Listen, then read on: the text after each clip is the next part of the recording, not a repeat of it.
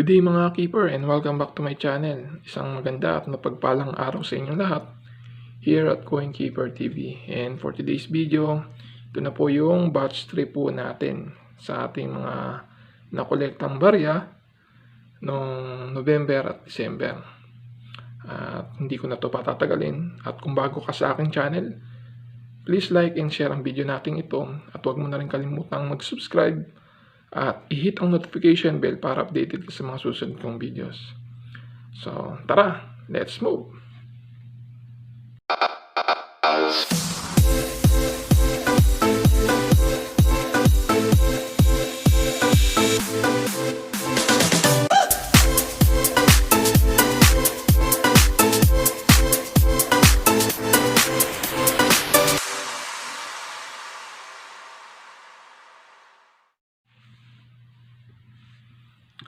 So, yan.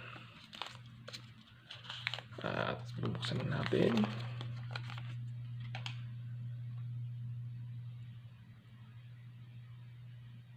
Meron tayong 10 piso, Apollinario Mabini, year 2020. Maganda yung condition niya.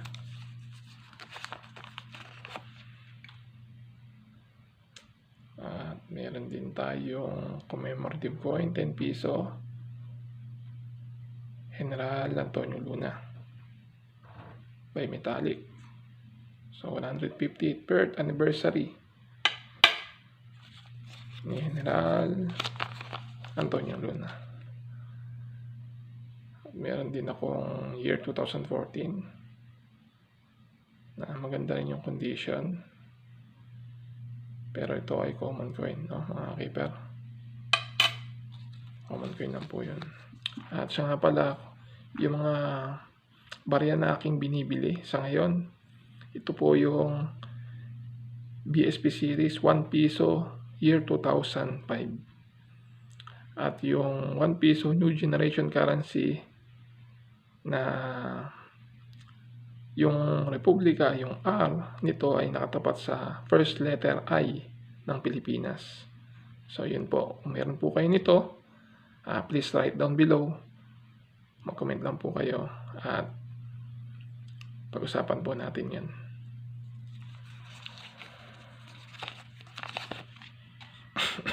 Excuse me. And meron din tayong 5 piso yung generation currency year 2020. Ganda yung condition niya.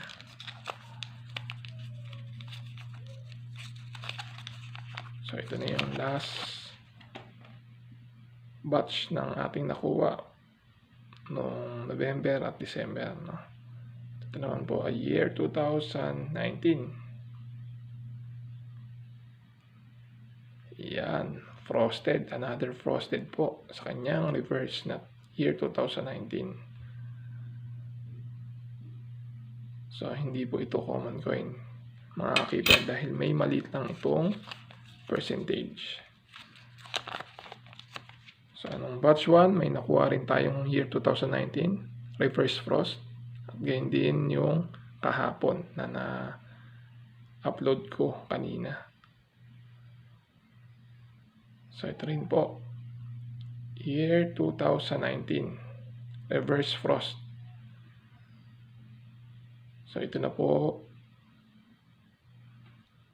ay pang-apat na barya na reverse frost sa year 2019. So ito po yung pakita ko po sa inyo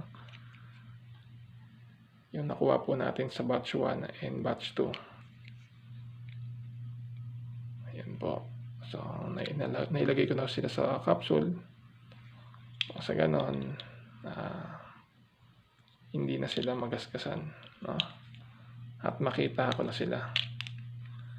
Kasi sa mga pabil na to, actually hindi ko po talaga alam kung ano yung mga nailagay ko dito, no? Basta lahat ng barya na aking nagugustuhan at yung mga collectible coins na target ko, sinisilid ko na, no?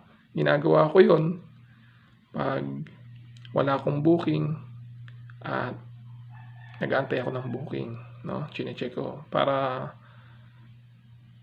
matiyak ko na walang barya na wala akong barya na maibibigay sa mga customer ko, no? Na mga kinokolekta natin. So ito naman po ay year 2020 rin, mga ka-keeper. So itong coins na to, year 2020, 10 piso, 5 piso year 2020, and 5 piso na nagunal year 2021. So yung tatlong pong yun ay monitor ko, no? So nagbabase ako sa kanilang percentage. Ito naman po ay year 2020 with high mint mark, no, mga keeper.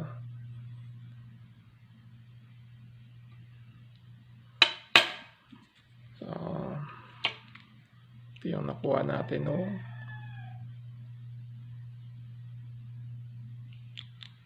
Una sa batch 1 or batch 2, hindi ko alam alin man doon. So may dalawa na tayong 20 pesos with high mint mark.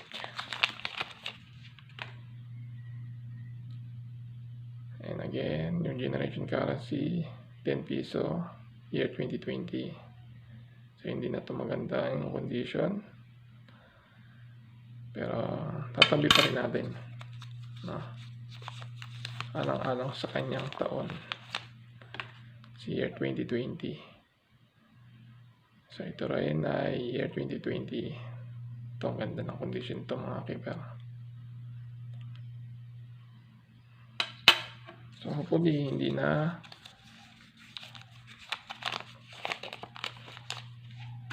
gumalaw yung percentage nito, mga 10 piso new generation currency natin na year 2020. Ito naman po ay commemorative coin 10 piso by metallic, si General Miguel Malvar. So hindi na rin kagandahan ito, pero dahil commemorative coin to, patuloy ko pa rin itong kinokolekta, mga keeper, dahil ito ay semi hard to find.